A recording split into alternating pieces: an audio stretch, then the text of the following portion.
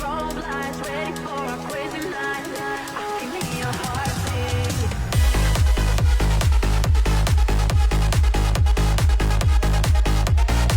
magandang umaga po sa ating lahat.